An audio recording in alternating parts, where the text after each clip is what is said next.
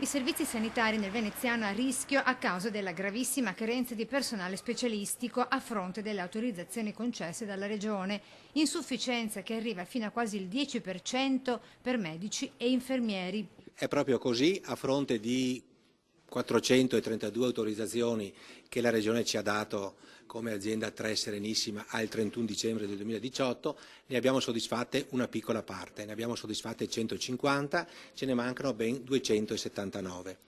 Di questi 279, 128 sono medici e 130 sono infermieri, quindi numeri importanti, numeri che ci preoccupano e che ci fanno, come dire, percorrere tutte quelle che sono le possibilità che la normativa ci dà per garantire i servizi. Però il problema c'è ed è molto grave. Situazione che potrebbe aggravarsi anche per i prepensionamenti dovuti alla cosiddetta quota 100. Noi abbiamo fatto una prima stima per capire quanto potrebbe essere il personale interessato, abbiamo fatto una stima di 200 persone che hanno i requisiti in questo momento per accedere a quota 100. Poi dovremmo vedere quante di queste 200 persone effettivamente usufruiranno di questa possibilità.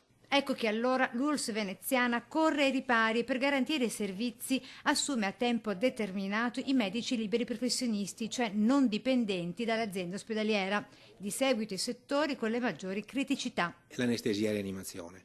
Poi abbiamo dei grossi problemi con il pronto soccorso, dei grossi problemi con gli ortopedici, con i radiologi, con i pediatri.